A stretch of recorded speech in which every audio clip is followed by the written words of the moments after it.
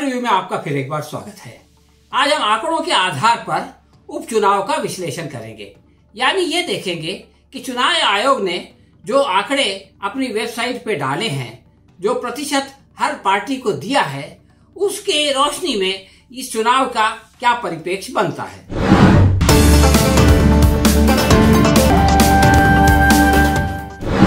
दोस्तों, राजनीतिक समीक्षकों का ये ख्याल है कि 2022 में होने वाले चुनाव, यानी अनेक राज्यों में होने वाले चुनाव, दरअसल 2024 में होने वाले लोकसभा चुनाव का सेमीफाइनल होगा। ये बात एक तरह से हमारे गृह मंत्री अमित शाह ने भी लखनऊ में जाके कह दी। उन्होंने कहा कि मोदी जी को 2024 में कामयाब करने के लिए आवश्यक है कि योगी को 2022 में जिताया जाए। कि मोदी जी को फिर से एक बार 24 में प्रधानमंत्री बनाना है, तो 22 में फिर एक बार योगी जी को मुख्यमंत्री बनाना पड़ेगा। यानी उन्होंने खुद 2022 के चुनाव को 2024 के चुनाव से जोड़ दिया। तो अगर 2022 के यूपी और दूसरे राज्यों में होने वाले चुनाव 2024 के लोकसभा चुनाव का सेमीफाइनल है, तो अभी अभी जो उपचुनाव हुए हैं वो दरअसल इसका क्वार्टर फाइनल कहलाएगा। यानी ये जो नतीजे आए हैं, इसके आधार पर हम ये समझ सकते हैं कि 2022 में क्या होगा, और 2022 में जो कुछ होगा उसके आधार पर हम इस बात की कल्पना कर सकेंगे कि 2024 में भारत की राजनीति कौन सा करवट लेगी। तो दोस्तों, हम जो है वो निर्वाचन आयोग की वेबसाइट पर जाकर वहां से आंकड़े लेते हैं। क्रिकेट में भी यही होता है कि आंकड़ों के आधार पर यह जानने की कोशिश की जाती है कि कौन सी टीम जीतेगी, कौन सा प्लेयर खेलेगा। इसी तरह से चुनाव आयोग के आंकड़ों की बेसिस पे हम ये जान सकते हैं कि 2022 में क्या होने वाला है। तो दोस्तों, जैसा कि आप जानते हैं, अभी जो उपचुनाव हुए वो भारत के 13 राज्यों में हुए और उसमें 3 लोकसभा की सीट थी और बाकी 29 विधानसभा की सीटें थी। तो इस तरह से ये जो चुनाव के नतीजे आए, इसके बारे में बहुत कुछ डिस्कशन हो चुका है, बहुत कुछ चर्चा हो चुकी है कि इसका क्या परिणाम हो सकता है। बहुत सारे लोगों ने अंधेरे में लंबे लंबे तीर चलाए हैं, लेकिन हम जो है ये देखते हैं कि निर्वाचन आयोग के आंकड़े इस बारे में क्या कहते हैं। तो सबसे पहले हम जो है वो लोकसभा की 3 सीटों का विश्लेषण करते हैं। इनमें से एक सीट है दादर नगर हवेली और दमन और दीव की। वहां पर जो लोकसभा के सदस्य थे, उन्होंने आकर बंबई में आत्महत्या कर ली थी और उन्होंने अपनी आत्महत्या की नोट में बहुत कुछ लिखा था और वहां के लेफ्टिनेंट गवर्नर पटेल साहब के बारे में भी उन पर बहुत सारे आरोप लगाए थे। खैर, बीजेपी की सरकार में उसका जो है वो इन्वेस्टिगेशन हो और पटेल साहब पे कोई एक्शन लिया जाए, इसकी तो कोई संभावना नहीं है, इसलिए मामला रफा दफा हो गया। लेकिन उनकी मृत्यु से, उनके निधन से जो जगह खाली हुई थी, उस पर अभी चुनाव हुए और उस पर उनकी पत्नी को शिवसेना ने टिकट दे दिया और वो जो है वो इलेक्शन में कामयाब हो गई। जनता ने सरकार को बता दिया कि आप मामले को कितना भी दफा दफा करो, हम उसको आसानी से भूलने वाले नहीं। ये जो चुनाव का नतीजा आया, इसका जो मैसेज है, इसका जो पैगाम है, वो ये है कि शिवसेना एक महाराष्ट्र की पार्टी है, एक रीजनल पार्टी है। ये इससे पहले जो है वो बाहर इलेक्शन लड़ती रही है, लेकिन इसे कभी भी महाराष्ट्र के बाहर कोई सफलता प्राप्त नहीं हुई। यानी लोकसभा तो दूर, किसी विधानसभा में भी शिवसेना का कोई उम्मीदवार जीता नहीं। ये पहली बार शिवसेना ने महाराष्ट्र से निकलकर दादरा नगर हवेली में वो इलेक्शन लड़ा और लड़ने के बाद उनका कैंडिडेट जो है वो जीत गया। तो इस तरह से आप ये देखें कि ये एक बहुत बड़ी उपलब्धि है एक रीजनल पार्टी के लिए कि वो अपनी स्टेट से बाहर जाती है और वहां भी उसका उम्मीदवार कामयाब हो जाता है। अब जरा वोट परसेंटेज की तरफ आया। दादरा नगर हवेली बिल्कुल गुजरात और महाराष्ट्र के बीच में है, गुजरात से लगा हुआ है और ऐसा लगता है वहां की संस्कृति देखकर कि वो गुजरात का एक हिस्सा है। वहां पर बीजेपी जो है बहुत मजबूत मानी जाती थी और कई मर्तबा जो है वो उसके मेंबर ऑफ पार्लियामेंट वहां से इलेक्ट हुए हैं। इस मर्तबा भी बीजेपी ने अपना उम्मीदवार उतारा था, कांग्रेस का भी एक उम्मीदवार था और शिवसेना ने रेडकर की पत्नी को जो है वो टिकट दिया था। अब आप ये देखें कि शिवसेना को वहां वोट कितने मिले। शिवसेना को दादरा नगर हवेली में 59.53% वोट मिले। आमतौर से ये बात कही जाती है कि अगर किसी को 30-35% वोट मिल जाए तो वो जीत जाता है, इसलिए कि उसकी अपोजिट में जो कैंडिडेट होते हैं वो जो है वो थोड़े थोड़े वोट जो है वो खा लेते हैं और 30-35% वाला जीत जाता है। लेकिन वहां पर शिवसेना ने तकरीबन 60% वोट लिए और आप ये देखिए कि उसके मुकाबले जो बीजेपी का कैंडिडेट था उसको केवल 33.68 यानी कि 33.5% वोट मिले। तो इससे आप अंदाजा लगा सकते हैं कि शिवसेना के कैंडिडेट और बीजेपी के कैंडिडेट में कोई मामूली फर्क नहीं था, बल्कि 26% ज्यादा वोट शिवसेना ने बीजेपी से ज्यादा प्राप्त किए।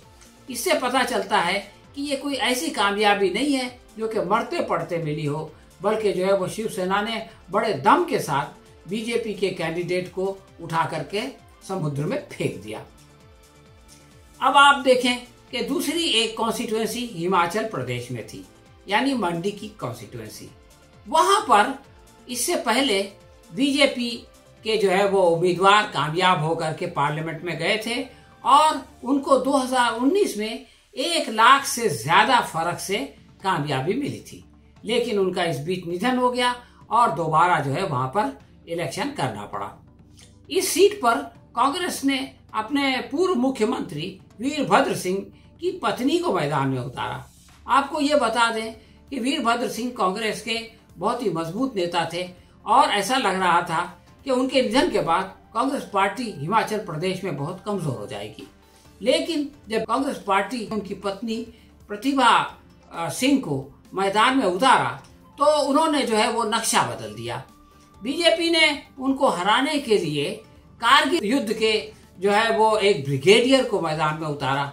उनको उम्मीद थी कि कश्मीर की समस्या को लेकर और कारगिल के मामले को उठाकर वो जो है खुशहाल सिंह को जिता देंगे, लेकिन ऐसा नहीं हुआ। आप ये देखें कि बीजेपी ने बहुत मेहनत करके वो वहां के मुख्यमंत्री ठाकुर की अपनी कॉन्स्टिट्यूएंसी है, मंडी कॉन्स्टिट्यूएंसी, तो वहां पर उन्होंने बहुत जोर लगाया जयराम ठाकुर ने और इसके बावजूद केवल 48.14% वोट हासिल कर सके और कांग्रेस ने उसके मुकाबले 49.14 वोट हासिल करके यानी 1% वोट ज्यादा हासिल करके मंडी की सीट जीत ली।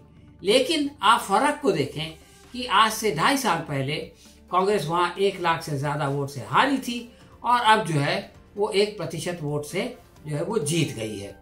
अब आइए मध्य प्रदेश में। मध्य प्रदेश के खंडवा में जो है वो इलेक्शन हुए। खंडवा में इससे पहले भी बीजेपी के कैंडिडेट थे, उनके निधन से ये सीट खाली हुई। इस मर्तबा इलेक्शन हुआ तो वहां पर जो है वो दोबारा बीजेपी का कैंडिडेट जीत गया। बीजेपी को वहां पर 49.85% वोट मिले। इसके मुकाबले कांग्रेस को 43.38, यानी आप ये देखें कि जैसा फर्क दादरा नगर हवेली में था 26% से शिवसेना जीत गई, ऐसा इधर नहीं हुआ, बल्कि डबल इंजन सरकार है। शिवराज चौहान जो है वो वहां के मुख्यमंत्री हैं और उन्होंने खुद जो है वो इस इलेक्शन में बढ़ चढ़कर हिस्सा लिया था। इसके बावजूद उनके कैंडिडेट को कांग्रेस के कैंडिडेट से केवल 6.5% ज्यादा वोट मिले। ये बहुत ज्यादा फर्क नहीं है। अगर जो है वो 4% वोट बीजेपी के निकल के कांग्रेस की तरफ आ जाते हैं तो आप ये समझ लीजिए कि बाजी जो है वो पलट सकती है। यहाँ ये बात भी याद रखनी चाहिए कि बीजेपी के जो उम्मीदवार थे वो एक जमाने में समाजवादी पार्टी के उम्मीदवार थे और बीजेपी के खिलाफ इलेक्शन लड़ते थे। इस मर्तबा बीजेपी को कोई मजबूत उम्मीदवार नहीं मिला, तो उन्होंने समाजवादी पार्टी के कैंडिडेट को जो है वो वोट दिया और उसने बीजेपी को जो है ये सीट दिला के दी। ये भी बीजेपी की एक कमजोरी है कि इतने वर्षों से वहाँ सरकार में है, सत्ता चला रही है, इसके बावजूद खंडवा से इलेक्शन लड़ने के लिए उनको दूसरे पक्ष से उम्मीदवार को लाना पड़ता है। अब हम लोग एक के बाद एक अनेक राज्यों के जो चुनाव हुए हैं, वो विधानसभा के चुनाव, उसमें जाएंगे। मध्य प्रदेश में ही देखें तो मध्य प्रदेश में 3 विधानसभा की सीटों पर इलेक्शन हुआ। इसमें से 2 जगह बीजेपी जो है वो कामयाब रही और एक जगह कांग्रेस को कामयाबी मिली। ये जो सीट है जिस पर कांग्रेस को कामयाबी मिली है, इस पर 31 साल के बाद पहली बार एक कांग्रेसी कैंडिडेट कामयाब हुआ है। यानी 31 साल तक ये कॉन्स्टिट्यूएंसी बीजेपी का गढ़ रही है और कांग्रेस ने जिस तरह से मंडी की सीट जो है वो बीजेपी से छीन ली, पार्लियामेंट की सीट, उसी तरह से ये भी जो है यहाँ भी कांग्रेस ने बीजेपी से एक सीट ली है। अब आप देखें कि कांग्रेस और बीजेपी का विधानसभा में वोट परसेंटेज का फर्क क्या है। बीजेपी को मिले 47.58% वोट और कांग्रेस को मिले 45.45% वोट। यानी जो फर्क जो है वो लोकसभा के रिजल्ट में था, ये फर्क विधानसभा में और भी घट गया। यानी वहां पर तो जो है आपने देखा था कि 6.5% का फर्क है, लेकिन यहाँ आप देखिए तो सिर्फ 2.1% का फर्क है इन दोनों पार्टियों में। यानी कोई बहुत बड़ा फर्क नहीं है। और अगले साल जो मध्य प्रदेश के चुनाव होंगे तो उसमें सबको पता चल जाएगा कि अगर ये 2.1% का फर्क और भी कम हो जाए 1%, तो कांग्रेस जो है वो फिर एक बार बीजेपी के बराबर आ जाएगी। मध्य प्रदेश के बिल्कुल बगल में राजस्थान है। जिस तरह से मध्य प्रदेश में फिलहाल बीजेपी की सरकार है, इसी तरह से राजस्थान में कांग्रेस की सरकार है। अब आप ये देखें कि वहां भी 2 जगह जो है विधानसभा के चुनाव हुए और इन दोनों क्षेत्रों में कांग्रेस ने अपनी सफलता दर्ज कराई। और ये भी हुआ कि इनमें से एक जगह पर जो बीजेपी का कैंडिडेट था वो तीसरे और चौथे नंबर पर चला गया। यानी जो है वो बीजेपी काफी नीचे गई है। इसका अंदाजा आप वोट परसेंटेज से लगा सकते हैं। आप ये देखें कि कांग्रेस को यहाँ पर विधानसभा चुनाव में 37.51% वोट मिला। इसके मुकाबले बीजेपी को यहाँ पर केवल 18.80% वोट मिला। यानी आप अगर ये दोनों का फर्क देखें, कांग्रेस और बीजेपी का, तो ये तकरीबन 20% बनता है। यानी आपने देखा कि मध्य प्रदेश में फर्क जो है वो अंतर केवल 2% का है। इसके मुकाबले जब बाजू वाले जो है वो राज्य में आप आते हैं तो वहां पर ये इन दोनों का फर्क जो है वो 2 से बढ़कर 20% हो जाता है। इस बात पर उन लोगों को जरूर विचार करना चाहिए जो उठते बैठते ये कहते रहते हैं कांग्रेस मुक्त भारत जो है वो हम बना रहे हैं, या कुछ लोग तो ये कहते हैं कि हमने भारत को जो है वो कांग्रेस मुक्त बना दिया है। अब आप नीचे आए थोड़ा सा महाराष्ट्र में, तो यहाँ पर आप ये देखें कि सिर्फ एक जगह देगलूर में जो है वो बाई इलेक्शन हुआ और वहां पर पहले भी कांग्रेस का एक कैंडिडेट था और अब फिर जो है वो कांग्रेस ने वो अपनी सीट रिटेन कर ली। यानी कांग्रेस का उम्मीदवार फिर से जीत गया। लेकिन यहाँ भी आप इन दोनों का फर्क देखिए। यानी बीजेपी को देगलूर में सिर्फ 35.06% वोट मिला। इसके मुकाबले कांग्रेस को 57.03% वोट मिला। यानी आप ये देखें कि इन दोनों के बीच में 22% का फर्क है। ये कोई मामूली फर्क नहीं है। और ये महाराष्ट्र में जो है वो हुआ, जहां पर के यहाँ के जो चीफ मिनिस्टर थे, एक्स चीफ मिनिस्टर, जो बार बार ये कहते थे कि मैं फिर से आऊंगा, और अब भी बार बार कहते रहते हैं कि मैं जो है बहुत जल्द सत्ता में आ जाऊंगा। लेकिन जमीनी हकीकत ये है कि जब उपचुनाव होता है तो कांग्रेस के मुकाबले बीजेपी को जो है वो 22% कम वोट मिलता है। अब आप महाराष्ट्र से नीचे जाएं तो कर्नाटका है। कर्नाटका में जो है वो 2 जगह इलेक्शन हुआ, 2 क्षेत्रों में इलेक्शन हुआ। इसमें से एक जो है वो जगह सिंदगी, वहां पर बीजेपी ने अपनी कामयाबी दर्ज कराई, बीजेपी का उम्मीदवार जो है वो विजयी रहा। लेकिन जो हुब्बल कॉन्स्टिट्यूएंसी है, जो कि वहां के मुख्यमंत्री की जगह है, उनका क्षेत्र है, वहां पर जो है वो बीजेपी का कैंडिडेट हार गया और कांग्रेस ने जो है वहां पर अपनी सफलता दर्ज कराई। हालांकि इससे पहले वहां पर जेडीएस का जो है वो कैंडिडेट जीता था। तो जेडीएस कांग्रेस के साथ नहीं थी इस इलेक्शन में, कांग्रेस के खिलाफ थी, उसने अपना उम्मीदवार डाला था।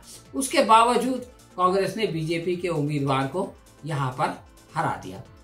अब आप ये देखें कि कर्नाटक में बीजेपी की हालत बहुत अच्छी है, यानी हालांकि मुकाबला तो बराबर रहा, एक उसका उम्मीदवार जीता, एक इनका उम्मीदवार जीता, लेकिन बीजेपी के मिलने वाले वोट अगर आप देखें तो 51.86% वोट बीजेपी को इन दोनों कॉन्स्टिट्यूएंसी में एवरेज मिले। और कांग्रेस ने एक सीट जीता, लेकिन उसके वोट का परसेंटेज जो है वो 44.76% है, यानी इन दोनों के बीच में अब भी जो है वो 7% का फर्क है। तो बीजेपी की पोजीशन जो है वो अच्छी है, हालांकि मुख्यमंत्री की पोजीशन जरा खराब हो गई है, इसलिए कि वो खुद अपनी कॉन्स्टिट्यूएंसी में अपने उम्मीदवार को नहीं जिता सके। अब जैसा कि मैंने आपको बताया था, हिमाचल प्रदेश में लोकसभा के साथ साथ विधानसभा का भी चुनाव हुआ। वहां पर 3 सीटें थी और डबल इंजन सरकार है। इसके बावजूद आप ये देखें कि तीनों सीटों पर, तीनों विधानसभा की सीटों पर बीजेपी हार गई और कांग्रेस ने जो है वहां पर अपनी सफलता दर्ज कराई। बल्कि एक जगह तो ऐसा भी हुआ कि बीजेपी की कैंडिडेट की जमानत जब्त हो गई, इसलिए कि उसको केवल 2600 वोट मिले और उनका जो बागी उम्मीदवार था, जो पिछले विधायक का बेटा था चेतन बरगाटिया, उसको जो है वो बीजेपी के उम्मीदवार से कहीं ज्यादा यानी 23,000 वोट मिले। तो ये बीजेपी के लिए खतरे की घंटी है कि अगर उनकी पार्टी में बगावत होती है और उनका कोई आदमी उनके अपने कैंडिडेट के खिलाफ खड़ा हो जाता है, तो वो जो है वो बीजेपी के ऑफिशियल कैंडिडेट को ध्वस्त कर देता है। बीजेपी को जो ये नाकामी मिली, इसका एक पहलू ये भी है कि पक्ष अध्यक्ष जेपी नड्डा इसी हिमाचल प्रदेश से आते हैं। तो जो पक्ष अध्यक्ष अपनी पार्टी को खुद अपने राज्य में नहीं जिता सकता, वो पूरे देश में क्या जिताएगा? ये भी एक प्रश्न है जो कि सारे लोग सोच रहे हैं। अब आप यहाँ देखें कि बीजेपी के मत प्रतिशत का और कांग्रेस के मत प्रतिशत का फर्क कितना है। बीजेपी को मिले 28.05% वोट और कांग्रेस को मिले 48.90% वोट।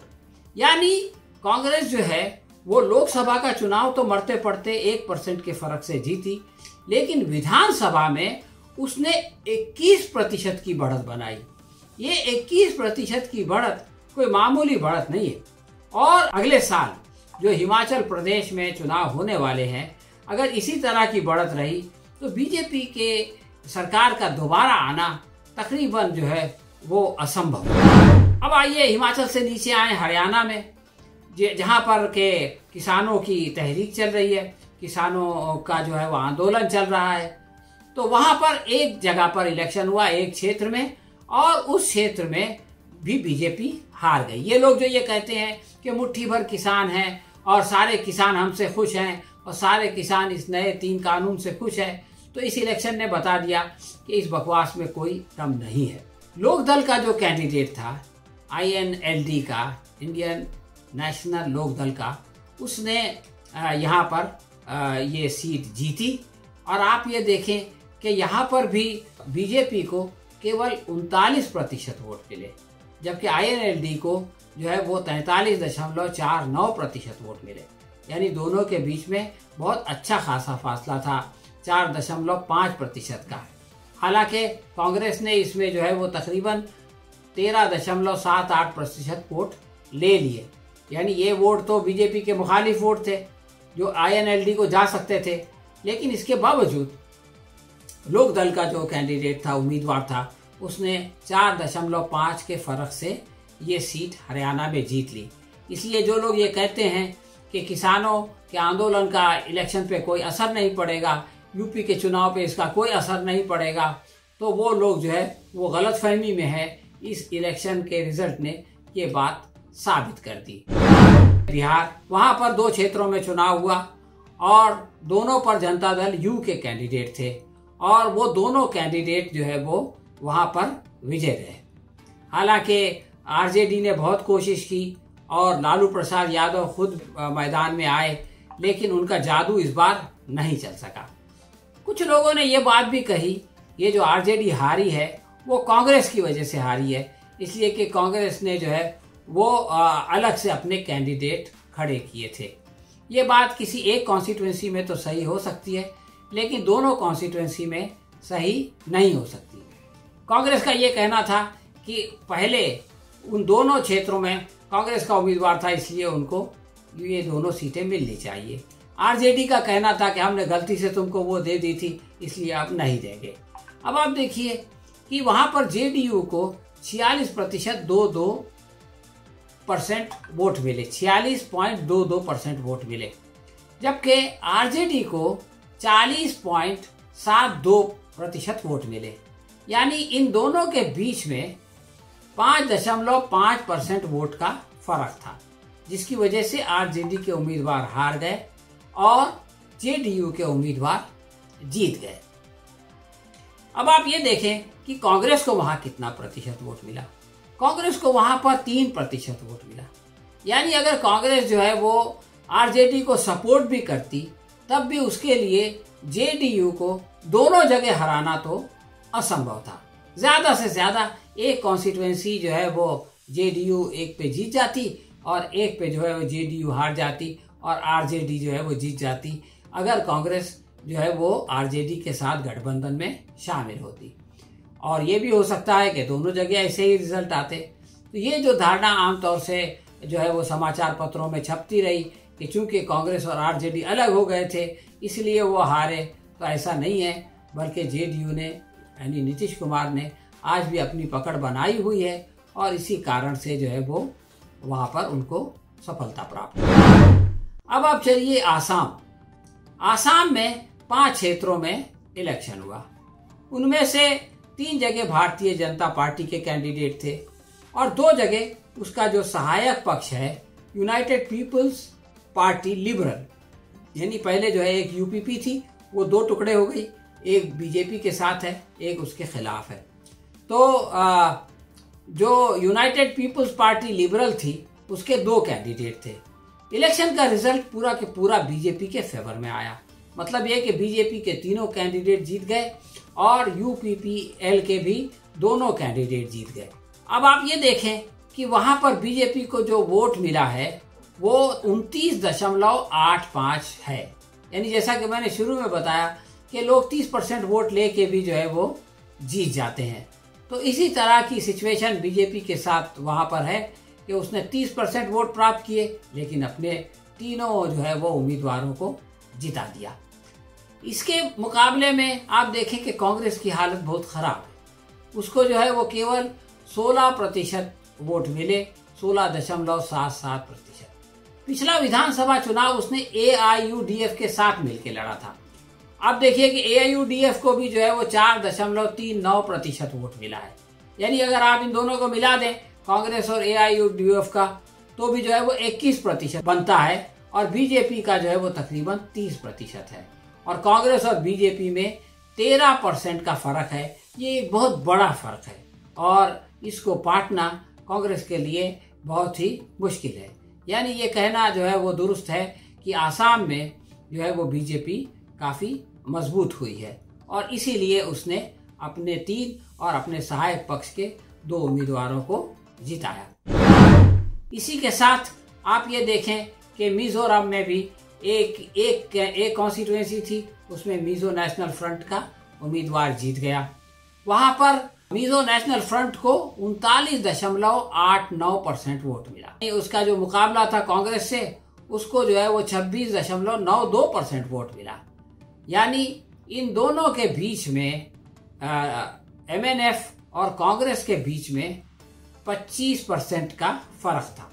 लेकिन आप ये देखिए कि वहां बीजेपी ने भी अपना उम्मीदवार उतारा, इसलिए कि बीजेपी ये समझने लगी है कि अब जो है हम नॉर्थ ईस्ट स्टेट्स में बहुत मजबूत हो गए हैं, तो उन्होंने अपना कैंडिडेट उतार दिया और उसको 2% वोट भी नहीं मिला, 1.69%।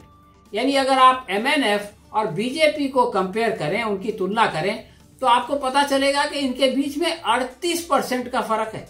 और इसके बावजूद इनका दावा है कि हम जो है वो पूर्वोत्तरी राज्यों में हम जो है वो सबसे बड़ी ताकत बन गए हैं। मेघालय में आप देखें कि नेशनल पीपुल्स पार्टी को 2 और यूनाइटेड डेमोक्रेटिक पार्टी का 1 उम्मीदवार जो है वो कामयाब रहा। यानी 3 क्षेत्रों में से इस तरह से दोनों जो रीजनल पार्टीज हैं उनको मिले।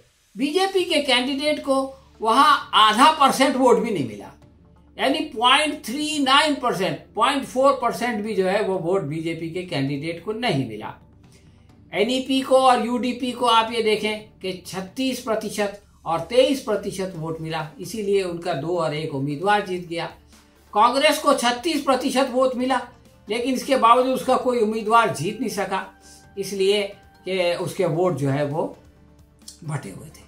तो अगर आप बीजेपी को जो है वो कंपेयर करें वहाँ की रीजनल पार्टी से या कांग्रेस पार्टी से, तो आपको दिखाई देगा कि उनके बीच में 35% का फर्क है। बीजेपी वाले आसाम की तरह से तेलंगाना में भी बहुत खुश हैं। वहां पर उन्होंने ये किया कि एक दागी जो है वो भ्रष्टाचारी राजेंद्र एटला नाम का एक विधानसभा विधायक था, जिसको के TRS ने अपनी पार्टी से निकाल दिया भ्रष्टाचार की वजह से। बीजेपी ने उसको अपनी शरण में ले लिया और उसको टिकट दिया और वो कैंडिडेट जो है वो वहां पर जीत गया। तो बीजेपी वाले उस भ्रष्टाचारी की कामयाबी को अपनी कामयाबी बता रहे हैं। उसका असर इतना ज्यादा है कि उसकी वजह से बीजेपी को वहां पर तकरीबन 52% यानी 51.96% वोट मिला। इसके मुकाबले कांग्रेस का तो वहां सफाया हो चुका है, 1.46, और TRS जो वहां के राज्य सरकार की जो है वो पार्टी है, सत्ता में है, उसको केवल 40.38% वोट मिला। तो बीजेपी और TRS का जो फर्क है वो तेलंगाना में 12.5% का है, जो अच्छा खासा फर्क है। तेलंगाना के बगल में आंध्र प्रदेश में वहां पर भी एक जगह जो है वो इलेक्शन हुआ और वहां पर जो रूलिंग पार्टी है विधानसभा में YSR कांग्रेस, उसका कैंडिडेट जीत गया। उसके मुकाबले बीजेपी भी थी। बीजेपी को आंध्र प्रदेश में केवल 14.73% वोट मिला, जबकि YSR कांग्रेस को 76.25% वोट मिला। आप फर्क देखिए, 76.25 और 14.73, यानी YSR कांग्रेस के कैंडिडेट ने बीजेपी के कैंडिडेट से 61.5% ज्यादा वोट हासिल किए।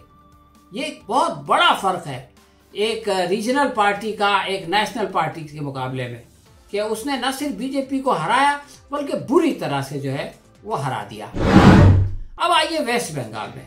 आसाम में बीजेपी वाले कहते हैं कि हमने 5 सीट जीत ली, हालांकि 3 सीट वो जीते और 2 उनके सहायक जीते, यानी दूसरों की मदद से उन्होंने जो है वो 3 सीटें जीती। लेकिन बंगाल में क्या हुआ? बंगाल में ये हुआ कि 4 विधानसभा क्षेत्रों में इलेक्शन हुआ और चारों जगह अकेली तृणमूल ने बगैर किसी की मदद के, बगैर किसी सहायता के अपनी कामयाबी दर्ज कराई।